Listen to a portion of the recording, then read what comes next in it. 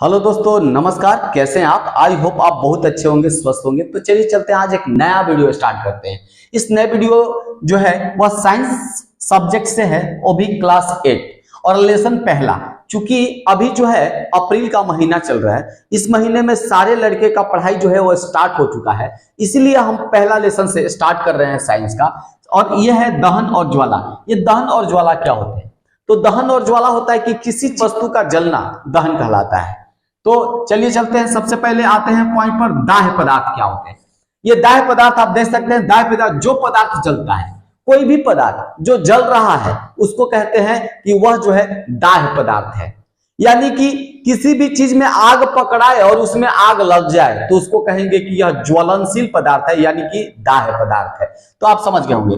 अब देखिए अदाह्य, अ माने नहीं, दाह्य माने जलने वाला, यानी कि जो जलने वाला पदार्थ नहीं है, जो जलता नहीं है। जैसे ईंटा में आग लगा दीजिए, पत्थर में आग लगाइए, चाहे पानी में आग लगाइए, तो क्या ये वस्तुएं जलेंगी? जी नहीं जलेंगी।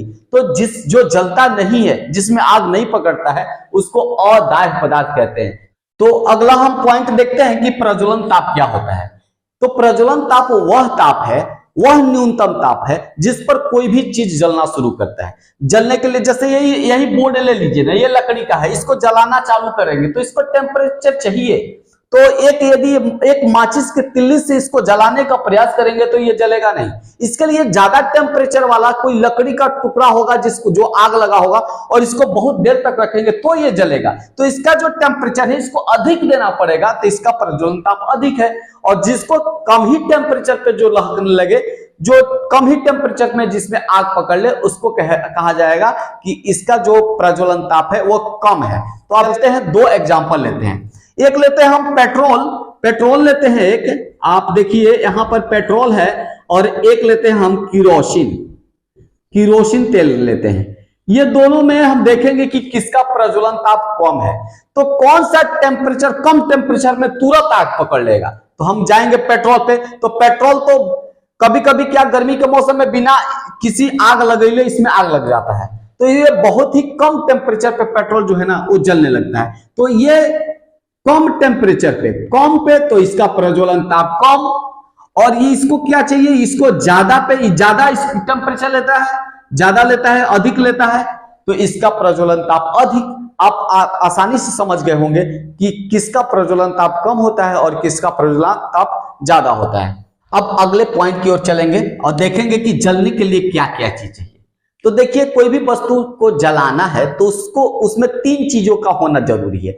ये तीन चीज कौन कौन होते हैं पहला देखिए। सबसे पहला है कि ज्वलनशील पदार्थ होना चाहिए। जिस वस्तु में हम आग पकड़ा रहे हैं, जिस वस्तु को जला रहे हैं, वो जलने वाला होना चाहिए, वह दाह्य पदार्थ होना चाहिए। तो वह ज्वलनशील होना चाहिए, तभी जलेगा। अब सपोज दैट हमको पानी में कह दिया जाए कि आग लगा दीजिए, तो पानी चूंकि जलने वाला तो है नहीं, तो हम पानी में आग कैसे लगा सकते हैं? पानी में आग नहीं लग सकता है। तो जलने के लिए क्या चाहिए? पहला ज्वलनशील पदार्थ का होना जरूरी है। दूसरा है ऑक्सीजन, यानी O2, हवा से रिलेटेड ऑक्सीजन, उसको ऑक्सीजन चाहिए। ऑक्सीजन के संपर्क में ही आकर कोई भी वस्तु जलता है, क्योंकि किसी भी वस्तु में कार्बन होता है और वह ऑक्सीजन के संपर्क में आता है तो कार्बन डाइऑक्साइड बनाता है। इसलिए कोई भी चीज जलता है तो उसमें से कार्बन डाइऑक्साइड गैस निकलता है। तो आप समझ गए होंगे कि किसी भी चीज को जलने के लिए ऑक्सीजन चाहिए। आप लोग देखते हैं घर में चूल्हा में जब खाना बनाते हैं और यदि वो नहीं जलता है तो उसमें हवा देते हैं, या तो मुंह से फूंकते हैं, हवा देते हैं, या कोई चीज हो तो उससे हम हवा देते हैं, और जिससे क्या होता है कि आग थोड़ा ज्यादा जलने लगती है।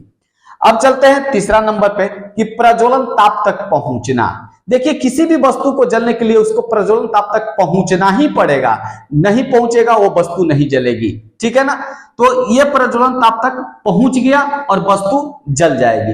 अब चलिए अगला पॉइंट देखते हैं, आग को बुझाने के लिए क्या चीज चाहिए। तो आपको पता है कि आग को जलने के लिए ये तीन चीजें चाहिए, तो आग को बुझाने के लिए इसका उल्टा कर दीजिए, ये चीज हटा दीजिए, काम खत्म। तो चलिए चलते हैं, आग को बुझाने के लिए क्या चाहिए। तो सबसे पहले जो जलने वाला चीज है, ज्वलनशील पदार्थ, दाह्य पदार्थ, उसको हटा दीजिए। अब रहेगा ही नहीं दाह्य पदार्थ तो जलेगा कैसे? जैसे यहां पर आग पकड़ लिया, इसमें आग पकड़ लिया, तो इस लकड़ी की बनी जितनी वस्तुएं हैं उसको वहां से हटा दीजिए जो जलने वाला है। आग स्वतः बुझ जाएगा, क्योंकि ईंटा पत्थर में थोड़े ना आग लगेगा। तो इसलिए दाह्य पदार्थ को क्या करिए, सबसे पहले हटा दीजिए। उसके बाद चलते हैं, ऑक्सीजन की आपूर्ति बंद कर दीजिए। आपको पता है कि किसी भी चीज को जलने के लिए क्या चाहिए, हवा चाहिए, ऑक्सीजन चाहिए। ऑक्सीजन का संपर्क जो है ना आग से तोड़ दीजिए। शरीर में आग लग गया तो उसको कंबल से लपेट देते हैं, उससे क्या होता है, ऑक्सीजन का संपर्क टूट जाता है। या कहीं पर आग लगा हुआ है तो उसमें पानी डालते हैं, पानी डालने से क्या होता है कि जब पानी डालते हैं तो एक जलवाष्प बनता है और आग को उसको ढक लेता है और ऑक्सीजन के संपर्क को तोड़ देता है, तो इसीलिए वह जो है आग बुझ जाती है। अब प्रज्वलन ताप को बढ़ा दीजिए। अब क्या चीज चाहिए, किसी भी चीज को जलने के लिए प्रज्वलन ताप तक पहुंचना चाहिए और उसको आप बढ़ा दिए तो जलेगा थोड़े ना। तो इस प्रकार से प्रज्वलन ताप को क्या करना है, आपको बढ़ा देना है। जैसे कोई चीज जल रहा है तो उस पर पानी डालते हैं, पानी करके उसको ठंडा करते हैं, ठंडा करेंगे तो उसका प्रज्वलन ताप बढ़ जाएगा, उसको और टेम्परेचर की जरूरत पड़ेगी, इसलिए वो जलेगा नहीं। तो तापमान को क्या कर दीजिए, प्रज्वलन ताप को बढ़ा दीजिए। अब चलिए एक माचिस की कहानी आते हैं। माचिस की कहानी जो है ना, सबसे पहले माचिस का आविष्कार 1680 ईस्वी में रॉबर्ट बॉयल ने किया था। लेकिन उन्होंने क्या किया कि सल्फर और फास्फोरस, वो भी फास्फोरस में कौन, सफेद फास्फोरस, क्योंकि फास्फोरस दो प्रकार के होते हैं, एक येलो फास्फोरस या व्हाइट फास्फोरस जिसको कहते हैं और एक रेड फास्फोरस होते हैं। तो सफेद फास्फोरस को क्या किया कि सल्फर से लगे कागज पे दोनों को मिक्स कराया तो वह जल उठा, तो वहां से माचिस का आविष्कार तो कर लिया। लेकिन ये काफी खतरनाक था, क्योंकि आपको पता है कि फास्फोरस में श्वेत फास्फोरस अति ज्वलनशील पदार्थ होती है, क्योंकि जैसे ही वो हवा के संपर्क में आती है तो फास्फोरस पेंटाऑक्साइड बना लेती है, यानी कि वो जलने लगती है। तो इस तरीके से श्वेत फास्फोरस से बनाया हुआ माचिस जो था वो बिल्कुल कारगर नहीं हुआ, क्योंकि यदि आप लेके आ रहे हैं पॉकेट में से दुकान में रखे हुए हैं, हवा के संपर्क में दुकान में आग लग गया, पॉकेट में लेके आ रहे हैं श्वेत फास्फोरस वाला माचिस और पता चला कि पॉकेट में आग लग गया, तो ऐसा माचिस से क्या फायदा। तो इस तरीके से रॉबर्ट बॉयल ने जो आविष्कार किया 1680 ईस्वी में, वह अच्छा नहीं था।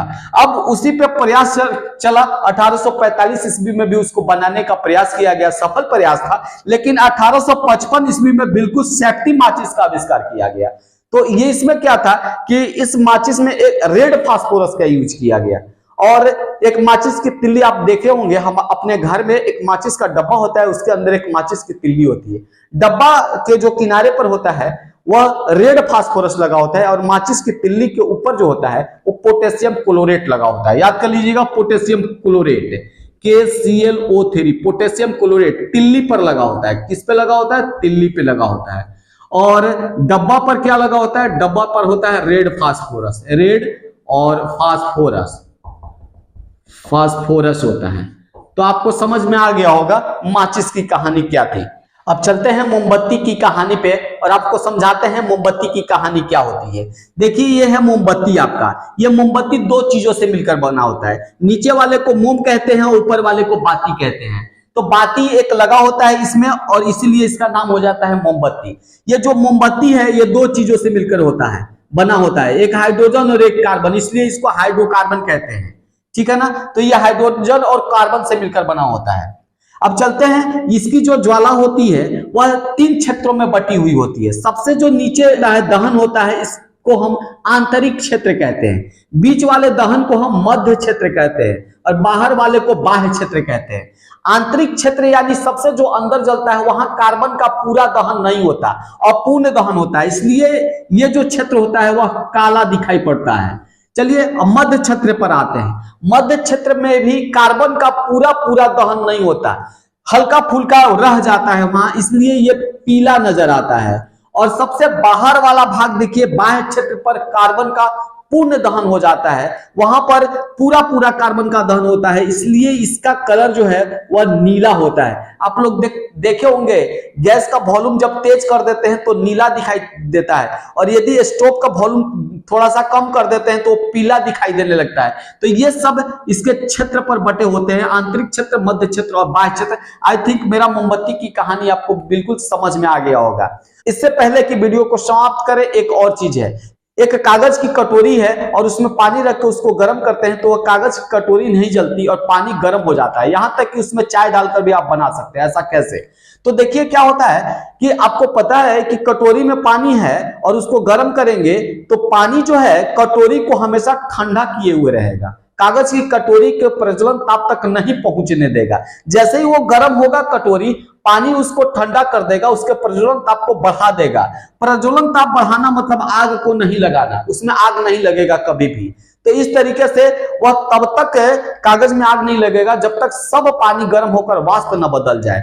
तो इस प्रकार से हम कागज की कटोरी में चाय भी बनाकर पी सकते हैं। तो चलिए चलते हैं, आज की इस वीडियो को समाप्त करते हैं। आई थिंक मेरा सारा पढ़ाया हुआ आपको याद हो गया होगा, समझ में आ गया होगा। यदि वीडियो अच्छा लगे तो प्लीज इस वीडियो को लाइक करें और चैनल पर मेरे नए हैं तो प्लीज चैनल को सब्सक्राइब करें और इसका क्वेश्चन आंसर अगले पार्ट में दिखाएंगे। तब तक के लिए धन्यवाद।